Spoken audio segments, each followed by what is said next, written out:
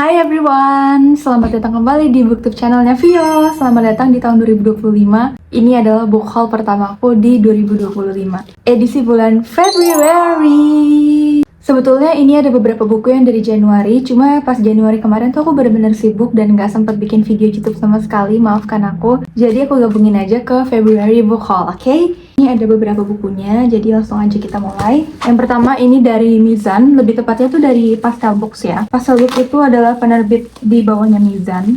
Dan buku yang aku dapatkan adalah buku ini dia, buku Jobin, karyanya Pidi Baik. Aku udah baca buku ini karena waktu itu aku dikirimin versi PDF-nya sebelum terbit, jadi aku udah baca pas bukunya itu belum terbit. Nah sekarang pas udah terbit, udah cetak, aku dikirimin deh buku fisiknya yang benerannya. Jadi buku ini tuh nyeritain tentang Vera yang lagi dideketin atau di PDKT-in sama vokalis band Edinburgh bernama Jobin. Kisah romansa mereka ini agak-agak unik lucu gitu ya, karena cara Jobin ngedeketinnya juga absurd, aneh gitu loh, tapi berhasil bikin senyum-senyum dan berhasil dapetin Vera juga. By the way, Pidi Baik tuh mungkin selalu jatuh cinta dengan Bandung, jadi buku ini juga latar ceritanya ada di Bandung lagi-lagi.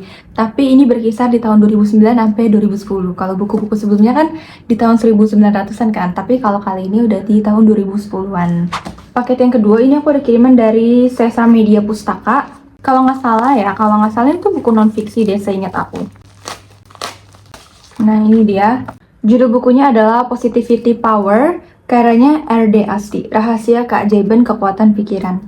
Pikiran lebih dari sekedar hasil dari kegiatan berpikir. Pikiran adalah hal yang menuntun kita dalam menjalani hidup dan mendefinisikan diri kita. Pikiran membentuk pandangan kita terhadap dunia dan orang-orang di sekitar kita. Penulis Napoleon Hill pernah berkata bahwa apapun yang dapat dipahami dan diyakini oleh pikiran dapat dicapainya. Jika kita percaya bahwa kita bisa sukses, kita seringnya akan berhasil. Nah, sebaliknya jika kita percaya gagal, kita juga akan gagal. Buku ini membantu Anda untuk mengelola pikiran agar Anda bisa menjadi apapun yang Anda inginkan dengan memanfaatkan keajaiban dari kekuatan pikiran. Aku setuju banget sama apa yang dikatakan dari blurb di belakang buku ini, karena kalau kita udah mikirin hal-hal yang baik tuh, biasanya hal-hal yang baik juga lah yang akan datang ke kita. Sama halnya kayak perkataan, ucapan itu harus yang baik-baik. Begitu juga pikiran harus selalu yang positif-positif guys. Makanya aku akan menguak mindset alasan dibalik kenapa bisa terjadi hal seperti itu di buku Positivity Power. Terima kasih Sesar Media Pustaka atas kiriman bukunya.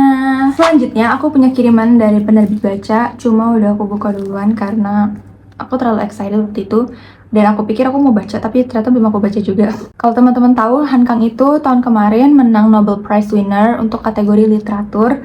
Dan kayak itu tuh viral banget gitu. Aku sebenarnya udah tahu Han Kang dari lama, dari buku The Vegetarian. Cuma pada saat itu, waktu aku tahu buku The Vegetarian tuh kayaknya belum sesuai dengan rating age aku. Jadi sampai sekarang tuh aku skip buku-bukunya Han Kang. Karena pada saat itu kayaknya agak berat untuk usia aku. Cuma sekarang aku udah ready baca buku Han Kang kali ini. Tapi aku nggak baca yang Vegetarian, aku dapetnya buku The White Book. The White Book merupakan karya yang paling berbeda dan paling pribadi dari Han Kang, penulis peraih Man Booker International Prize dan Nobel Sastra. Sebuah kisah putih sekaligus permata sastra yang dibisikkan kepada dunia. Dengan ketajaman dan kelembutan yang menakjubkan, The White Book menawarkan eksplorasi berlapis-lapis tentang warna dan ketiadaannya, tentang kegigihan dan kerapuhan jiwa manusia, dan upaya kita untuk merayakan kehidupan baru dari abu kehancuran melalui benda-benda biasa dalam kehidupan sehari-hari. Melalui kisah-kisah yang liris dan saling berkaitan, dia bergulat dengan tragedi yang menghantui keluarganya, mencoba memahami kematian kakak perempuannya dengan menggunakan warna putih. Mulai dari membayangkan saat pertama kali ibunya memproduksi ASI, hingga menyaksikan salju turun dan merenungkan ketidakkalakan hidup. Jadi buku ini tuh nyeritain tentang seorang residensi penulis dan seorang narator yang pokoknya nggak ada namanya, tapi dia nyeritain tentang berbagai duka yang ia alami gitu loh. Karena tragedi yang menghantui keluarganya beliau. Terima kasih penerbit baca atas kirimannya. I'll definitely read this book dan mungkin aku akan bikin reading vlognya juga.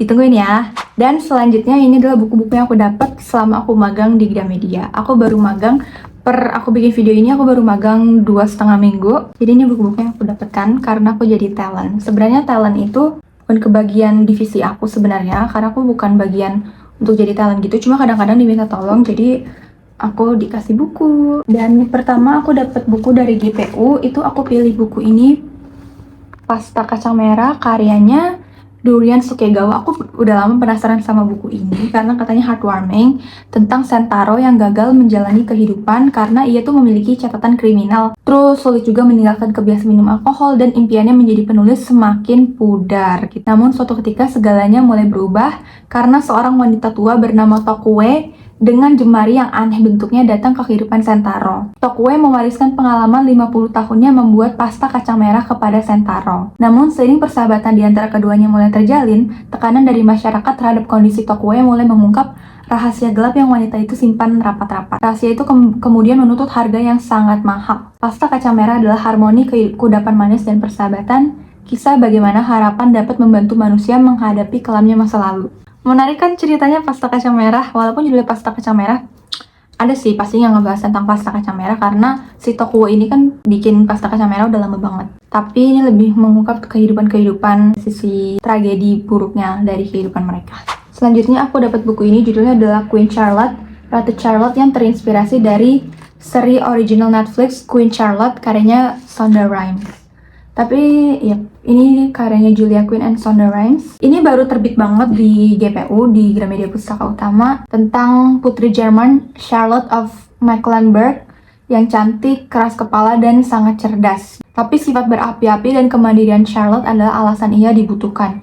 Karena George punya rahasia-rahasia yang kemungkinan besar akan menguncang kerajaan Inggris. Dipaksa menjalani peran baru, Charlotte harus belajar menavigasi kerumitan politik kerajaan sambil menjaga hatinya karena ia jatuh cinta dengan sang raja meski pria itu menjauhinya. Ia harus berjuang untuk dirinya sendiri, untuk suaminya dan rakyatnya. Karena ia takkan lagi hanya menjadi Charlotte, ia harus memenuhi takdirnya sebagai Ratu Charlotte.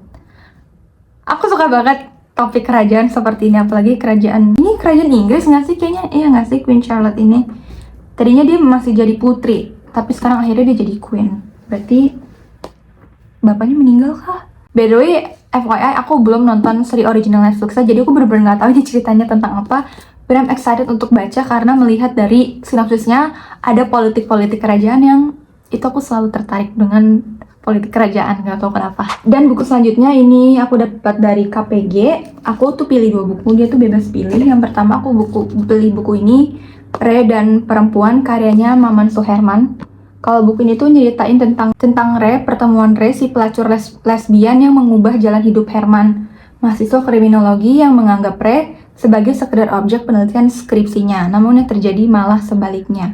Kisah hidup Re, sang pelacur lesbian ini, berliku menyeret Herman hingga jauh ke dalam. Herman terpaksa terlibat dalam sisi tergelap dunia pelacuran yang bersimbah darah, dendam, dan air mata. Yang tadinya cuma mau meneliti skripsi, si Herman malah jadi terlalu into deep untuk kehidupannya si hidup Re ini. Selanjutnya aku pilih buku ini, namaku Alam, karyanya Lela Eskudori. Ini tuh buku spin-off, katanya ini buku spin-off dari Laut Bercerita, cuma aku juga belum baca, jadi aku belum kasih secara pasti sebenarnya ini ceritaan tentang apa. Itu berlatar di tahun 18 Mei 1970. Pada usianya yang ke-33 tahun, Sagara Alam menjenguk kembali masa kecil hingga dewasanya. Semua peristiwa tertanam dengan kuat dalam ingatan karena memiliki photographic memory. Alam ingat pertama kali ditodong oleh senapan oleh orang lelaki dewasa ketika dia masih berusia 3 tahun. Pertama kali dicerca sebagai anak pengkhianat negara oleh sepupunya, pertama kali berkelahi dengan seorang anak pengusaha besar yang menguasai sekolah, dan pertama kali dia jatuh cinta. Kayaknya ini tuh anaknya dari, karena setahu aku di buku Laut Bercerita, nama tokonya itu kan Biru Laut. Mungkin itu tuh anaknya, namanya tuh Sagara Alam, iya gak sih? Karena dia bilang dia dicap sebagai anak pengkhianat negara, sedangkan memang Biru Laut itu dicap sebagai pengkhianat negara. Jadi kayak jadi, soalnya aku bener-bener belum baca buku review ini sama sekali. Kadang-kadang buku-buku yang belum aku baca tuh aku jarang baca reviewnya karena ya nggak apa-apa. Aku cuma nggak mau tahu aja sih bukunya supaya aku excited sendiri pas baca buku.